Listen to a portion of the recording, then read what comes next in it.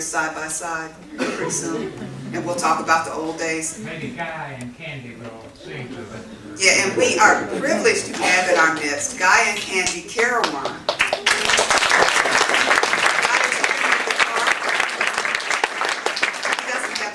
Well, that's all right, you guys can sing anyway.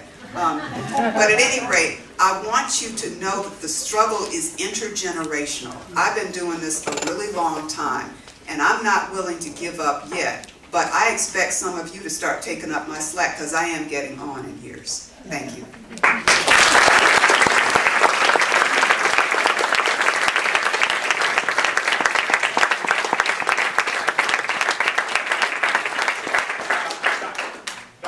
In the house, and as soon as we get his technology together here, he's going to be on stage.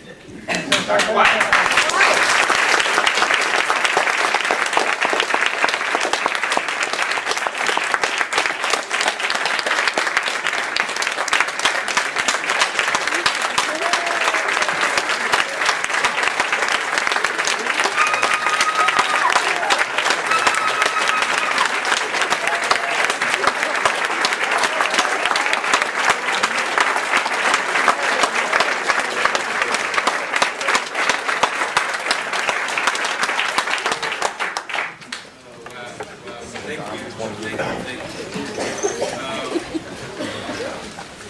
Before I begin, I'm trying to pull up my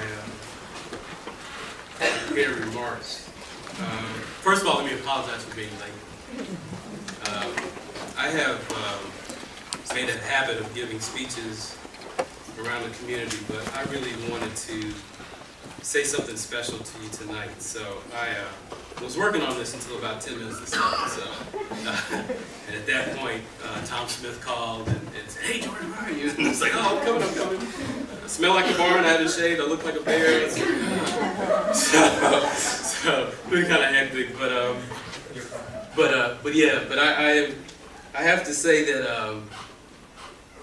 I am physically and emotionally exhausted. But I am able to stand up because of you. And I appreciate all of you, and I love you for everything that you've done. This might be a little tough because over the course of the year, I've been kind of standing on the edge of weeping constantly. And I have, and I'm not ashamed to say it. And there's nothing wrong with that. But I do want to say thank you, and I wanted to let you all know how much I truly, truly love you for everything that you've done for me and my family. I would thank certain individuals, my friends here in the faculty, my friends in the community, but I don't want to name them because I don't want anybody to get retaliated against by being associated with me. That's for real. I do want to thank the organizers of tonight's program. I want to thank all of the student organizations, the Latino Fraternity, UTK and NAACP, PSA, Students for Progressive Society, the Muslim Student Association, Caribbean Student Association. I think I got everybody in terms of students. My church friends, Mount Zion Baptist Church, where I grew up, and St. Luke's Episcopal Church, where I continue to grow as an older man. And of course, the steadfast support from my sisters and brothers in the United Campus Workers, CWA Local 3865. Right on. Thank you. They have been more than friends, and I appreciate all of you. I hope I didn't leave anybody out. Anybody left? All right. What I want to talk about tonight, and this may take a little while, but it probably shouldn't be more than 30 minutes because I want to leave time for questions and answers. But I want to talk to you tonight kind of about what's been happening. Not so much in factual detail, although I mentioned some, but just the significance of all of this. And the speech that I conceive tonight is called "To Be New Cornerstones." I am the stone that the builder refused. I am the visual, the inspiration that made the lady sing the blues. I'm the spark that makes your idea bright, the same spark that lights the dark so that you can know your left from your right. I'm the ballad in your box, the bullet in the gun, that inner glow that lets you know to call your brother son. The story that's just begun, the promise of what's to come, and I'm gonna remain a soldier till the war is won. These lines are taken from the theme song to the television adaptation of the award-winning cartoon strip, The Boondocks. The comic strip and the TV show are basically a satirical, situational comedy based on the Freeman family, a single-parent household led by Robert Freeman, otherwise known as Granddad. When Granddad takes custody of his 2 grandsons, Huey and Riley Freeman, he moves from a predominantly black enclave in Southside Chicago to the lily white suburb. The driving force of the cartoon is the interplay between 3 basic archetypes of black masculinity. Granddad represents the traditional, old-school civil rights era patriarch. Huey, the 10-year-old, represents a blend of yesteryear's black power revolutionary and today's erudite social critic. Riley, the 8-year-old brother, represents the contemporary, typical, TV-addicted, foul-mouthed, ill-mannered, middle-class kid.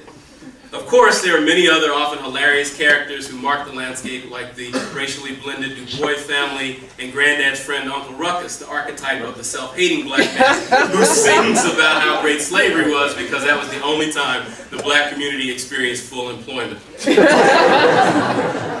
Much of the tension and the commentary within the show addresses contemporary politics, popular culture, and race relations, especially the persistence of white supremacy, as well as the ludicrous and painful ways in which black folks collaborate in our own oppression. Although the topics of each show range widely from what Martin Luther King would do today, or the price of hypermasculinity, to the war in Iraq, it always comes back to the Freemans. Huey, being in the middle, naturally plays the part of the bridge between Granddad and Riley, between the 2 generations. Huey also serves as a filter, translating Granddad's discipline and work ethic to Riley and translating Riley's suspicion, skepticism, and consumerism to Granddad. Just as importantly, Huey serves as a destroyer, slaying the sacred cows and received truths of both generations. Huey constantly upsets Riley by revealing the emptiness of materialism and the limits of thug life as a form of resistance. At the same time, Huey disrupts the romanticizing of the 1960s as a period of utopian black unity and the supposedly unconditional acceptance by whites of black aspirations.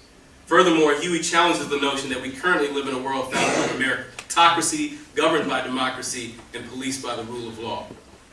It would be easy to imagine Huey as the hero in the cartoon, but I think that is too easy. Yes, Huey's silhouette, for those of you who have seen the cartoon, is featured prominently in the opening credits, and of course the lyrics of the theme song are written in the first person. I am the stone. However, I think that the lyrics are about the whole of the Freeman family. The lyrics reach back into a previous era with a reference to Billie Holiday, the lady who sings the blues, and her epic song, Strange Fruit, a song about the lynching of black men. The lines that talk about the ballad and the bullet are clear references to one of Malcolm X's most famous speeches. A few lines later, the lyrics pull us into the 21st century. For instance, when we hear the lines, I am the inner glow that lets you know to call your brother son, it is an allusion to the controversy over the use of the N-word. The theme song is telling us that we should not call each other niggers, but should use a name that affirmatively speaks to true affection and intimacy, to family.